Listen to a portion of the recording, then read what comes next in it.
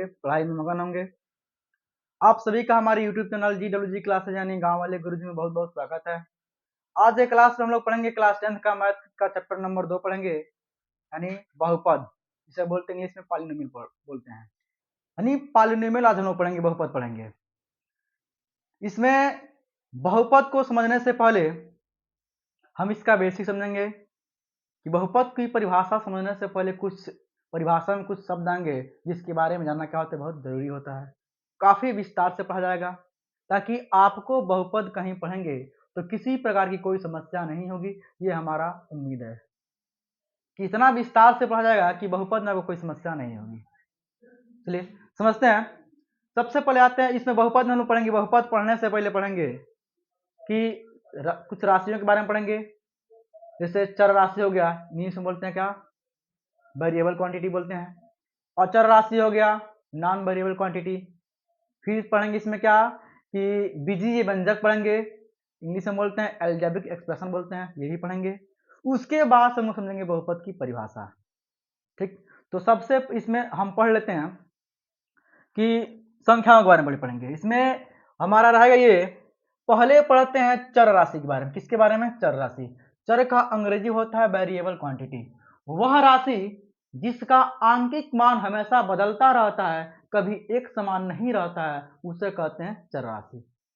क्या समझे बच्चे? चर का शाब्दिक अर्थ होता है बदलते रहना। चर माने होता है बदलते रहना, उसका शाब्दिक अर्थ होता है कि बदलते रहना, यानी जिसका मान हमेशा बदलता रहता है उसे कहते हैं चर राशि। आप लोग विगत वर्षों में यानी क्लास लगभग हमको लगता है कि क्लास 6 से ही समीकरण पढ़ते होंगे, 6, 7, 8 से। और समीकरण जब आप हल करते होंगे तो उसमें कि मानते हैं कि कोई अंक कोई वैल्यू दिया नहीं रहता है, तो आप सबसे पहले आप मानते हैं, मान कल करते हैं कि माना कि x बराबर 2, माना कि y बराबर 3, यानी एक तरह से देखा जाए तो उसका मान हमेशा बदल रहा है। तो जिसका मान बदलता है उसे कहते हैं चर राशि कहते हैं। और चर राशि में जितने भी अक्षर होते हैं वह सब के सब आपके आते हैं चर राशि में, यानी A से Z तक कोई भी अक्षर होगा वो सब आएगा आपका चर राशि में। हो सकता है कि अ से लेकर ग तक भी क्या होते हैं आपके चर राशि ही होते हैं। आप हल करते होंगे समीकरण देखते होंगे कि x का मान कभी 1 आता है, कभी 2 आता है, कभी 0 आता है, कभी 3 आता है। इस तरह से देखा जाए कि इसका मान अस्थायी नहीं रह रहा है, हमेशा बदल रहा है, यह कहलाता है आपका चर राशि। क्या बोले कि वह राशि जिसका आंकिक मान हमेशा बदलता रहता है चर राशि कहलाता है, जिसमें A to Z जितने भी अक्षर होते हैं वो सब के सब क्या होते हैं आपके चर राशि में आते हैं। यहाँ देख रहे हैं तो यहाँ x का मान कभी 0 हुआ है, 1 हुआ है, 2 हुआ है, 3, 4 ऐसे बढ़ता जा रहा है, वैसे y का मान बदल रहा है, ये कहलाता है आपका चर राशि। उम्मीद है कि चर राशि आपको बहुत अच्छी समझ में आया होगा। फिर हम अगले टॉपिक की तरफ बढ़ते हैं। ध्यान दीजिए, समझिए कि अगला टॉपिक है हमारा अचर राशि। क्या है अचर राशि? इसको अंग्रेजी में बोलते हैं कि नॉन वेरिएबल क्वांटिटीज। इसको समझते हैं कि वह राशि जिसका आंकिक मान हमेशा एक समान रहता है, कभी बदलता नहीं है, उसे कहते हैं अचर राशि। जैसे जितने भी आपके अंक होते हैं वह सब के सब आपके अचर राशि में होते हैं, क्योंकि इसका मान कभी बदलता नहीं है। जैसे में हो जाएगा आपका कि 0, 1, 2, 3, 4, ये सब के सब आपके होते हैं अचर राशि।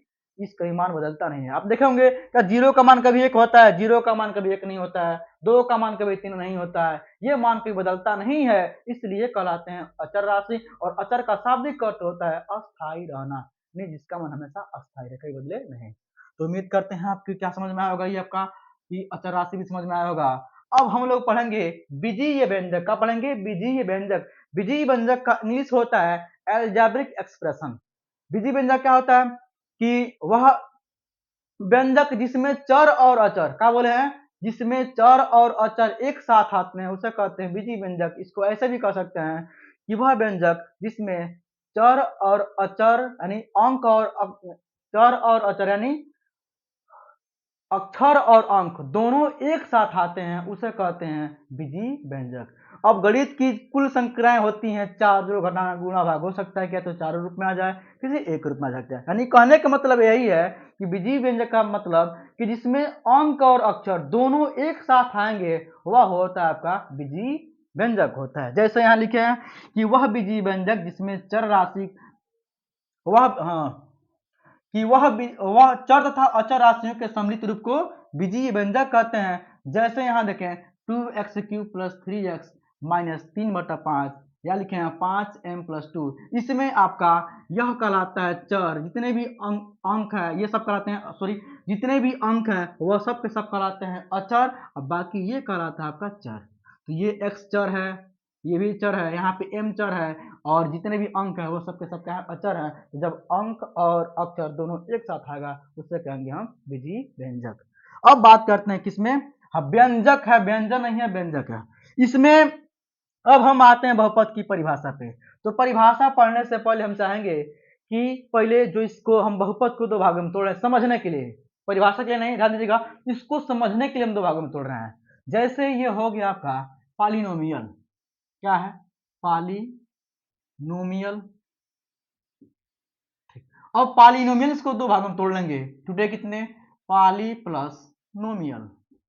ध्यान दीजिए बच्चों, पॉली प्लस नोमियल। पॉली मीन्स होता है मेनी, क्या होता है, पॉली मीन्स होता है मेनी, प्लस नोमियल मीन्स होता है टर्म्स, क्या होता है टर्म्स। इसका अर्थ करें तो ये आता है अनेक, प्लस टर्म का अर्थ होता है पद, यानी जिसमें अनेक पद हो। ये समझने के लिए बहुपद तो आपका एक पद का भी बहुपद होता है, जब हम पढ़ेंगे बहुपद का प्रकार उसमें हम बताएंगे। तो बहुपद में एक पद भी होता है, अनेक पद भी होते हैं, इस तरह हमारे समझने के लिए। अब हम आते हैं बहुपद की परिभाषा पे। किस पे आते हैं, बहुपद की परिभाषा पे। तो बहुपद की परिभाषा वह होता है कि वह बीजीय व्यंजक जिसमें चर राशि का घात पूर्ण संख्या हो, क्या हो, कि वह बीजीय व्यंजक जिसमें चर राशि का घात पूर्ण संख्या हो उसे कहते हैं बहुपद। अब देखिए इस परिभाषा में क्या आया, आपका आया चर राशि आया, बीजीय व्यंजक आया, इसलिए हमको आपको पहले बताना पड़ा क्या, चर अचर और बीजीय व्यंजक, क्योंकि परिभाषा में आएगा। अब परिभाषा हम अच्छे से समझ चुके कि वह बीजीय व्यंजक जिसमें चर राशि का घात पूर्ण संख्या हो उसे कहते हैं बीजीय बहुपद कहते हैं। ठीक, अब देखें हमें मतलब है किससे, बस चर राशि के घात से। घात कैसा होना चाहिए, तो जो चर राशि का घात है वह पूर्ण संख्या होना चाहिए। अब समझते हैं कि पूर्ण संख्या क्या होता है। तो पूर्ण संख्या को दर्शाते हैं किससे, W से, क्योंकि इसका अंग्रेजी होता है होल नंबर, क्या होता है होल नंबर, इसको W से दर्शाते हैं। अब पूर्ण संख्या क्या होते हैं कि वे संख्याएं जो 0 से प्रारंभ होती हैं और अनंत तक जाती हैं उसे कहते हैं पूर्ण संख्याएं। यानी जो हमारा चर का घात होगा वह इसमें से कोई एक होगा, वह कहलाएगा आपका पूर्ण संख्या है, बहुपद कहलाएगा। पूर्ण संख्या में आपका ऋणात्मक संख्या नहीं आता है, भिन्न वाली संख्या नहीं आता है। पूर्ण संख्या में वो संख्या आती है जो 0 से प्रारंभ होती है और अनंत तक जाती हैं। अब आते हैं बहुपद की परिभाषा समझ, एग्जांपल समझ। परिभाषा समझ गया कि वह बीजीय व्यंजक जिसमें चर राशि का घात पूर्ण संख्या बहुपद कहलाता है। अब समझते हैं इसको, परिभाषा समझते हैं। जैसे में यहाँ देखते हैं, ठीक, कि लिख रहे हैं हम कि 3m² प्लस 2m माइनस 3/5। पहली बात ये बीजीय व्यंजक है कि नहीं, तो बीजीय व्यंजक माने चर और अचर राशियों को एक साथ आना। तो चर और अचर दोनों एक साथ आए तो ये बीजीय व्यंजक है। अब हम देखेंगे बहुपद की परिभाषा के लिए कि इसमें चर राशि का जो घात है अगर वह पूर्ण संख्या होगा तो वह बहुपद होगा, अन्यथा बहुपद नहीं होगा। यहाँ देखते हैं, यहाँ पे जो m का घात, m आपका चर है, इसका घात है कितना, 2 आपका पूर्ण संख्या होता है। यहाँ पे चर है m, इस पे घात कितना है, इस पे घात जब कोई दिख नहीं रहा था कितना घात है, 1 घात है। जब कोई घात ना दिखे तो 1 घात है, और 1 आपका होता है पूर्ण संख्या। यानी इसमें जो चर का घात है वह पूर्ण संख्या है, इसलिए यह जो व्यंजक दिया गया है यह आपका बहुपद हो जाएगा। दूसरे की बात करते हैं, यहाँ पे यहाँ ले लेते हैं कि 6y + 5। इसमें भी देखते हैं, इसमें जो चर आया है वह क्या है आपका, वह है आपका y है, और इसमें y चर है, इसका जो घात है वह 1 है, और 1 होता है पूर्ण संख्या, इसलिए यह भी हमारा बहुपद हो जाएगा। बात करते हैं 5 की। देखिए 5 बहुपद है कि नहीं, तो 5 आपका बहुपद है। आप पूछें कैसे बहुपद है, 5 इसमें तो चर दिख ही नहीं रहा है। अब बहुपद होने के लिए चर चाहिए और चर का घात चाहिए, घात पूर्ण संख्या होना चाहिए। तो इसमें चर है, ये बीजीय व्यंजक भी है, ये बीजीय व्यंजक के लिए चाहिए कि चर और चर दोनों हो, लेकिन इसमें केवल आपका अचर दिख रहा है, चर तो दिख नहीं रहा है। तो इस पर देखिए, इस पर कोई चर राशि है, उस पर घात 0 छुपा हुआ है, यानी इस पर किसी 5 को लिख सकते हैं 5 × x पर घात 0। अब बताइए, अब क्या इसका मान भी कितना आएगा, 5 आएगा। अभी इसको हम प्रूफ कर दे रहे हैं। अब ये देखें, ये आपका हो गया गुणांक। तो गुणांक कुछ भी हो सकता है, गुणांक आपका भिन्न में भी हो सकता है, यानी जो अचर है गुणांक है वो कुछ भी हो सकता है, हमसे उसको मतलब नहीं है। हमको बस मतलब है चर राशि के घात से, वह बस पूर्ण संख्या होना चाहिए। अब देखते हैं यहाँ पे कि एक घात घातांक का नियम होता है। घात घातांक का नियम ये होता है कि यदि किसी संख्या पे, जैसे ए है और ए पे घात 0 है, इसका मान होता है 1। घात घातांक का नियम कहता है कि यदि किसी संख्या पे घात 0 है तो उसकी वैल्यू हो जाती है कितनी, 1 हो जाती है। वैसे ए पे घात 0 का मान होता है 1, यह आपका नियम है। जैसे हम ले रहे हैं यहाँ पे संख्या ले रहे हैं, कितना संख्या हम ले लिए 125, क्या ले लिए 125, और 125 पे जो घात कितना है 0 है, इसका मान हो जाएगा कितना, 1 हो जाएगा। वो इसीलिए ले रहे हैं 9, 9 पे घात 0 का मान कितना हो जाएगा, 1 हो जाएगा। फिर अब देखते हैं यहाँ पे जो x है, x पे घात है 0, x पे क्या है, x पे घात है 0, यानी इस टोटल इस वैल्यू का मान हो जाएगा 1, और यहाँ पे बीच में कोई चिन्ह नहीं है, इसका मतलब गुणे का चिन्ह है, इसको लिखेंगे 5 गुणे, अब इसका वैल्यू हो जाएगा 1 बराबर 5 करने 5। इसको ऐसे लिख सकते हैं, यानी 5 को 5 इंटू x पे घात 0 लिख सकते हैं। अब यहाँ पे जो x है चर राशि है और उसका घात कितना है 0 है, इसलिए यह आपका बहुपद हो जाएगा। तो 5 बहुपद है। और जब हम लोग बहुपद के प्रकार पढ़ेंगे उसमें आता है कांस्टेंट पॉलिनोमियल, नियतांक बहुपद, जो 5 है उसी बहुपद की श्रेणी में आता है, नियतांक बहुपद की श्रेणी में आता है। फिर बात करते हैं ऐसे ही 0 की, तो 0 भी आपका बहुपद है। 0 बहुपद है, कैसे बहुपद है, 0 बहुपद है। अब देखिए 0 तो हमारा गुणांक है ना, सेम यही फंडा यहाँ काम करेगा। यहाँ पे जिसको कर सकते हैं क्या कि 0 इंटू एम पर घात 0, क्या बोलते हैं 0 इंटू एम पर घात 0। अब हमको हमको मतलब किससे है कि चर राशि के गुण घात से मतलब है, वह पूर्ण संख्या होना चाहिए, बस हमको इससे मतलब है, बाकी हमको और किसी से मतलब नहीं है, बाकी भाड़ में जाए। समझते हैं, यहां दिया है कि 0 है, 0 तो हमारा गुणांक होगा ना, इसमें जो चर है m, इस पर घात कितना है 0 है, तो यह इसका जो टोटल वैल्यू होगा घात घातांक के नियम से, इस नियम से इसका मान हो जाएगा 1, यानी 0 गुणे 1 बराबर 0। अब देखिए यहाँ पे आपका ये बीजीय व्यंजक कहलाएगा, जिसमें 0 हमारा क्या है गुणांक है और m हमारा चर राशि है, इस पर घात कितना है 0 है, यानी पूर्ण संख्या, ये बहुपद हो जाएगा, यानी 0 भी क्या है बहुपद है। इतना हम लोग समझे। उम्मीद करते हैं कि आपको पाई बटा तो भी क्या आपका बहुपद है, पाई बटा 2 भी क्या है बहुपद है। तो उम्मीद करते हैं कि ये बहुपद आपको बहुपद की परिभाषा बेहतर तरीके से समझ में आया होगा। इसको तब तक स्क्रीनशॉट कीजिए, फिर इसका अगला पार्ट देखते हैं, इसमें आगे क्या आएगा उसको समझते हैं। इसका तब तक स्क्रीनशॉट कीजिए आप।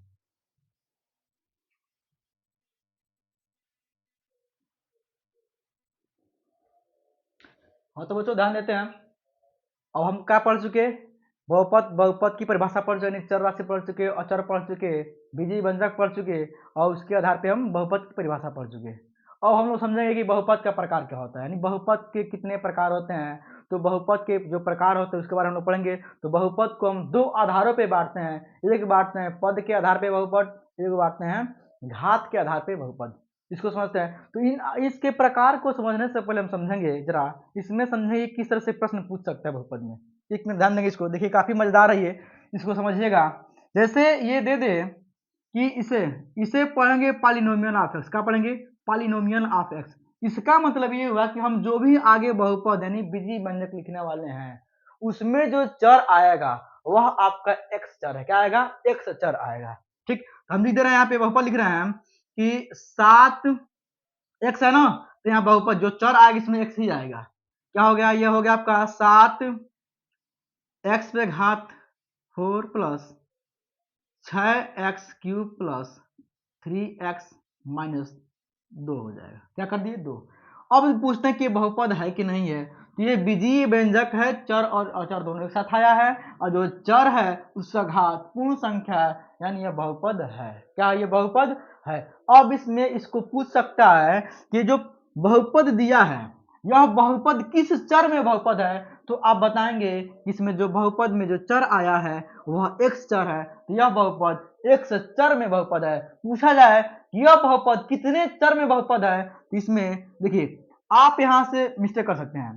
पहला क्या कि 1 2 3, अगर आप सोचते हैं कि ये एक्स जो 3 बार आया है तो ये 3 चर में बहुपद हो जाएगा, तो ये गलत हो जाएगा। अब 3 बार आया क्या है, x है, x ही ने 3 बार आया है, 3 बार आया चाहे 5 बार चाहे 10, उससे मतलब नहीं है। इसमें चर कौन है, तो x चर है, यानी ये बहुपद हो जाएगा एक चर में बहुपद। कितने चर में बहुपद, अगर प्रश्न पूछा जाए कितने चर में बहुपद है, तो एक चर में। कौन से चर में, तो x चर में। अगर मान लीजिए यहाँ क्या आता कि x के साथ y आ जाता, हाँ तब कह सकते कि ये दो चर में है, x और y में, तो वह आपका आता है फलन के अंतर्गत आता है। ठीक, तो इसे ये पूछेगा इसमें। हम आगे बढ़ते हैं, क्या आगे बढ़ते हैं, ये हमको पढ़ना है अब कि बहुपद के प्रकार, यानी बहुपद के कितने प्रकार होते हैं। तो बहुपद को बांटने के, यानी बहुपद को दो आधारों पे बांटते हैं, पद के आधार पे और घात के आधार पे। तो ध्यान देते हैं, पहले बांटे हैं किसके आधार पे, पद के आधार पे बहुपद। तो पद के आधार पे कितने बहुपद होते हैं, तो एक होता है पहला क्या होता है, एक पदी बहुपद। क्या होता है, एक पदी। एक पदी बहुपद का मतलब कि वह बहुपद जिसमें पदों की संख्या एक हो उसे कहते हैं एक पदी बहुपद। जैसे में हो जाएगा यहाँ पे, जैसे में 5x हो गया, इसमें एक पद है, एक पदी बहुपद कहलाएगा। या कि 2x हो गया, 2x हो गया, चाहे इसको बोल सकते हैं कि 6 बोल सकते हैं, भी आपका बहुपद है। क्योंकि यहाँ पे x पे घात है, कोई चर है उस पर घात 0 छिपा हुआ है, तो ये बहुपद होगा। इसमें कितने पद है, तो एक पद है, तो एक पदी बहुपद कहलाएगा। अगर दो पद होंगे तो द्विपदी बहुपद कहलाएगा। इसमें एक चीज होता है कि जब भी पद के आधार पे बहुपद पूछे तो आप सबसे पहले उसको हल करिएगा, और हल करने के बाद बताइएगा कि कौन सा बहुपद है, एक पदी है कि द्विपदी है, कितने पद का है। क्योंकि इसमें कभी कभी रहता है समान पद, और समान पद आपस में, समान पद के जो गुणांक होते हैं वह आपस में जुड़ते हैं या तो घटते हैं। जैसे यहाँ दे सकता है, अगर ये दे दे कि 5m प्लस 2m प्लस 3, अब ये अगर आप इस पे ध्यान नहीं देंगे तो तुरंत आपका आंसर हो जाएगा ये त्रिपदी है, क्योंकि इसमें तीन पद दिखाई दे रहा है, लेकिन ये त्रिपदी नहीं है, यह दो पदी है। क्योंकि इसमें जो 5m है और 2m है, यह के दोनों समान पद हैं। क्या है, समान पद हैं, और समान पद के गुणांक या तो जुड़ते हैं या तो घटते हैं। अगर चिन्ह एक समान है तो जुट जाएंगे, और चिन्ह विपरीत होगा तो घट जाएंगे। अब समझते हैं समान पद क्या होता है, कि वह पद जिसमें चर और उसका घात दोनों एक समान हो उसे कहते हैं समान पद। असमान पद के जो गुणांक होते हैं वह आपस में क्या होते हैं, जुड़ते हैं तो घट जाते हैं। यहाँ देखते हैं तो यहाँ क्या होगा कि यहाँ भी m है और यहाँ भी m है, यानी चर समान है। इससे घात की बात करते हैं, इस पर घात एक है, इस पर भी घात कितना एक है, यानी यह समान पद होगा, इससे गुणांक आपस में जुड़ जाएंगे। इसमें 5 का m का गुणांक यहाँ पे 5 है, गुणांक माने गुणा का अंक, यानी 5 से गुणा किया गया है। इसका गुणांक 5, इसका गुणांक 2 है, तो 5 2 हो जाएगा कितना, ये हो जाएगा 5 2 7, यानी 7m प्लस 3। इसमें कितना पद आया, दो पद आया, यह कहलाएगा द्विपदी। ठीक, अगर ये केवल ऐसे रहता, कितना रहता कि 5m प्लस 2m, ये कितना रहता 5 2 7, यानी 7m, इसमें सिंगल एक पद आया, यह कहलाएगा आपका एक पदी। तो उम्मीद है कि समझ में आया होगा। फिर आगे आते हैं, किसमें दूसरा पार्ट है, इसमें है कि द्विपदी का दिया, द्विपदी, द्वि का मतलब दो, पदी का मतलब पद, यानी वह बहुपद जिसमें दो पद होंगे उसे कहते हैं द्विपदी बहुपद। जैसे ये हो जाएगा कि 2/3 n प्लस 5n, क्या दिया है 5 कर देते हैं, 2/3 n प्लस 5, यानी इसमें पदों की जो संख्या है 2 है, यानी यह कहलाएगा आपका द्विपदी का, क्या कहलाएगा, द्विपदी कहलाएगा। तो ऐसे बोल सकते हैं कि 6x प्लस 3 बोल सकते हैं, 6x प्लस 3 कहिए, चाहे 6x प्लस 3/5 कहिए, इसमें भी पदों की संख्या आपका 2 है, यह कहलाएगा द्विपदी। ऐसे ही आपका त्रिपदी हो जाएगा कि 2a² प्लस 5a प्लस 2/3 हो जाएगा, कर सकते हैं। इसमें पदों की संख्या कितना है, इसमें पदों की संख्या 3 है, तो हो जाएगा त्रिपदी। तो इस आधार पे बांटते हैं, जिसमें पदों की संख्या 1 होगा तो एक पदी होगा, 2 होगा तो द्विपदी होगा, 3 होगा तो त्रिपदी होगा। अगर पदों की संख्या 4 है तो वह चतुर्थ पदी बहुपद कहलाएगा। तो उम्मीद है कि पदों के आधार पर बहुपद का प्रकार आपको अच्छे से समझ में आया होगा। फिर हम आगे बढ़ते हैं, घात के आधार पे बहुपद का प्रकार। तो घात के आधार पे जो बहुपद का प्रकार होता है, पहला होता है एक घाती बहुपद, यानी वह बहुपद, इसमें हम देखेंगे, इसमें देखेंगे चर राशि का घात, चर राशि का अधिकतम घात जितना होगा उसी घात का बहुपद कहलाएगा। यदि चर राशि का अधिकतम घात 1 है तो एक घाती बहुपद कहलाएगा, अधिकतम घात 2 है तो द्विघाती कहलाएगा, अधिकतम घात 3 है तो त्रिघाती बहुपद कहलाएगा। यानी इसमें घात के आधार पर पदों का घात के आधार पर बहुपद का बंटवारा करते हैं। जैसे बात करते हैं कि एक घाती बहुपद, इसकी परिभाषा आप लोग लिख लीजिएगा कि वह बहुपद जिसमें चर राशि का अधिकतम घात 1 हो, एक घाती बहुपद कहलाता है। जैसे भी बात कर लें तो जैसे में हो जाएगा आपका कि ये 9n, इसमें n की जो घात है वह कितना है, 1 है, तो यह कहलाएगा एक घातीय बहुपद। घात के आधार पे अगर पद के आधार पे पूछा जाए तो कहलाएगा एक पदी बहुपद, और घात के आधार पे एक घातीय बहुपद हो जाएगा।